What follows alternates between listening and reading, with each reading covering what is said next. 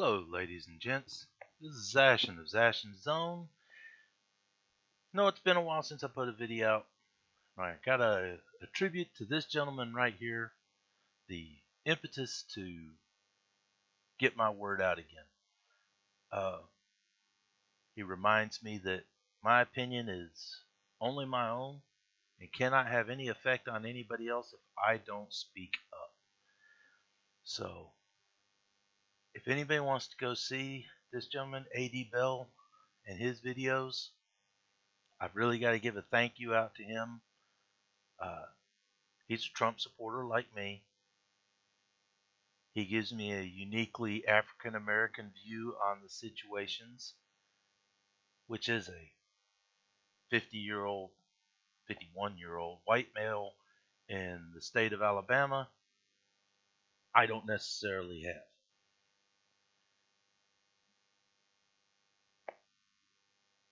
He speaks his own truth. And I really got to appreciate him for reminding me that we all have a voice and we all have something we need to say. There's my dog in the background. At least he's in the other room. Okay, next subject. Florida millennials ready to make America great again. This video, there's more and more of these videos out there. It's not just in Florida, that are proving to me millennials can choose for themselves. They're not going to be dumped into any certain category. There are millennials that, yes, live in their parents' basements. There are millennials that have went out and have their college debt and have been indoctrinated. There are ones in college that are staunch Republicans and about free speech. They're like most people in that age group at any time. They're figuring it out. They're learning what the world's really got to offer. Not necessarily what mommy and daddy was giving them. Not necessarily the protections they've always had in their life. But more about what's out there in the real world.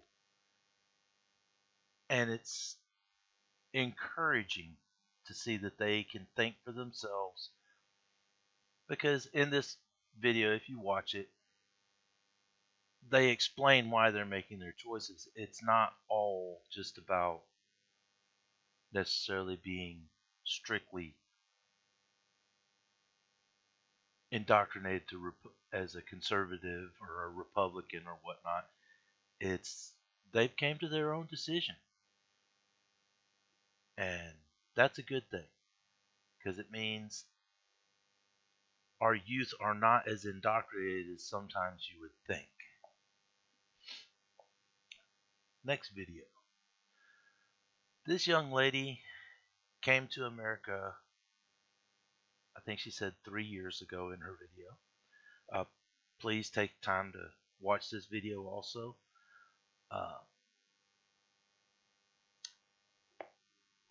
She says, let me check right here. Any Islamist wanting to change the country here can meet her in the parking lot in 15 minutes, and she will kick their ass. This is the kind of immigrant we need in America. An immigrant that wants the American dream. They want the values of America. These are the immigrants we want in our country. And yes, some of the people coming from Mexico want that. Some of the people from Mexico are just here to earn money and want to go back home. Well, guess what? If that's what they're here for and they can get their green card, I don't have a problem with that. I do have a problem with the illegal immigrants who are coming here, undercutting our wages, and then sending that money home, and we're not getting proper taxation on it. We're not getting the benefits of our own tax-paying citizens being able to work those jobs. So, again, that was another video I just wanted to point out. Here's a really good one. I love this.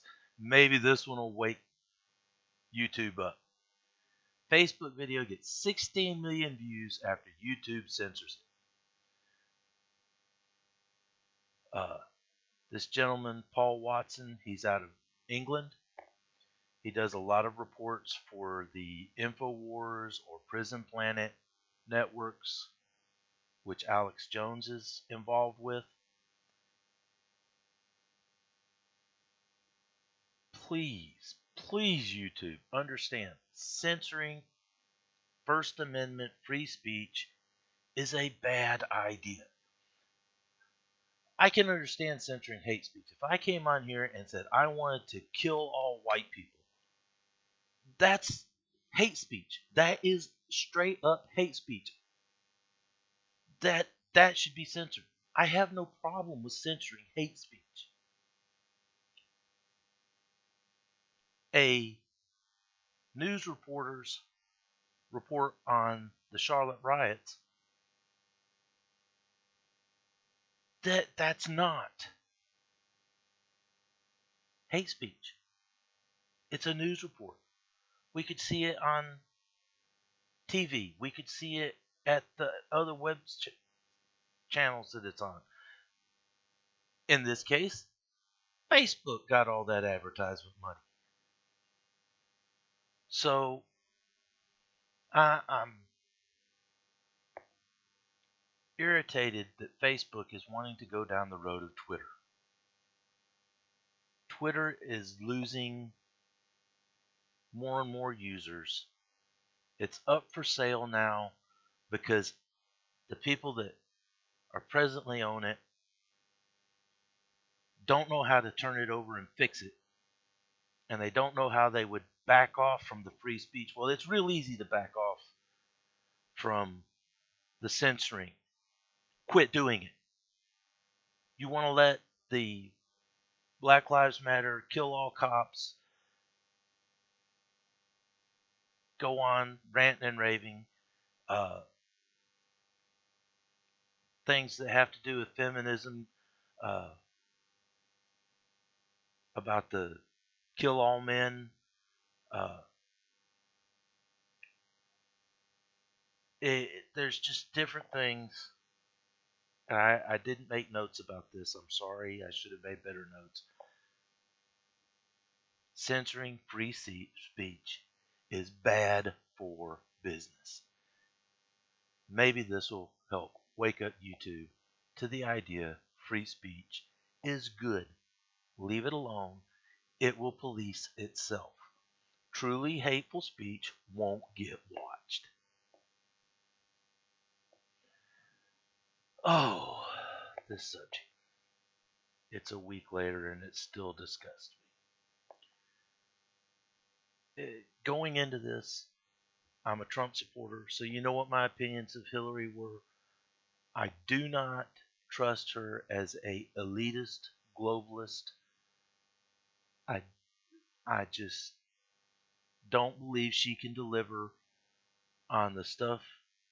Well, it came out, I want to say Friday, when she was talking about Bernie supporters. They want free school, free health care, and they're still living in their parents' basements.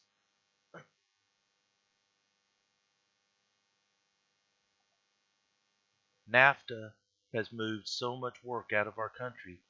Those people that are in the basements, a lot of time, are the people that would do the skilled laborers, that we don't have the skilled labor here anymore. Why? Because we've outsourced it to other countries. Yes, it was already starting before that. NAFTA ramped it up fast and hard and made it a lot worse. But it was happening before that. Anybody that says it wasn't happening before that wasn't paying attention to what was going on in the world. But it was moving at a slow pace, It was being absorbed by the economy and was not being encouraged to move quicker, so the economy wasn't able to adjust with it as well. NAFTA has been great for big companies. NAFTA has been great for globalism. NAFTA has been a horror story for the modern middle class America. And Trump, if he would stay on the subjects, if he would just hold to his subject matters, talk about NAFTA and the TPP, talk about the Second Amendment. Hey, start talking about the First Amendment getting stomped on in this country. Now that the internet, because I didn't hear Congress stop it happening, so the internet has now had the ICANN turned over to the UN, which they say it's going to be turned over to individual countries to handle their own country. Bullshit. The UN is going to end up getting control of that so that the UN can set up their own version of speech censoring.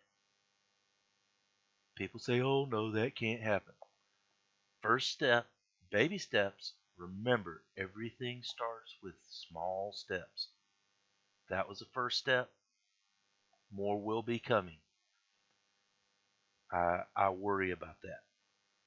But on the subject of the debate, Trump's got to quit allowing Hillary to put low-hanging, provocative fruit in front of him and him run after it. After the DNC with the Gold Star families, we lost 2 weeks. 2 weeks he could have been hammering on Hillary and advancing the cause. Once he got back on subject and back to the cause, we've done slow but steady. Slow but steady wins the race. For a week now, we've been lost on a 20-year-old pageant princess. 20-year-old discussion on a pageant princess. She won the pageant. She was the belle of the ball for that year. What happened then doesn't matter now. Hillary threw out a low-hanging ball, and rather than letting the supporters take care of arguing that, he has wasted his time trying to fight with Hillary on this. Trump, get back on message. That's all I want. If you stay on message, I promise, I will make a video whenever I see low-hanging fruit thrown in your face. There are boxes out there covering when they throw low-hanging fruit in your face. InfoWars is out there. Paul Watson in Britain. There are people all over our nation. There are people all over this world that will cover and tell the truth about the low-hanging fruit. Trump, stay on message. This was 5 things I wanted to bring up. I wanted to keep this short. Probably went longer than I expected to. If you like the video, thumbs it up, favorite. If you want to subscribe for when I speak some more, I would appreciate that. This is Zashin of Zashin Zone, hoping that you have a good day. And no matter who you want to vote for this year, please get out and vote, because everybody needs to voice their opinion. Whether you really like Hillary, which I don't understand, but I'm not going to hold it against you. You really like Trump, I understand it. I'm still not going to hold it against you. Or if you want to vote third party, I can understand voting third party. I voted for Perot in '92.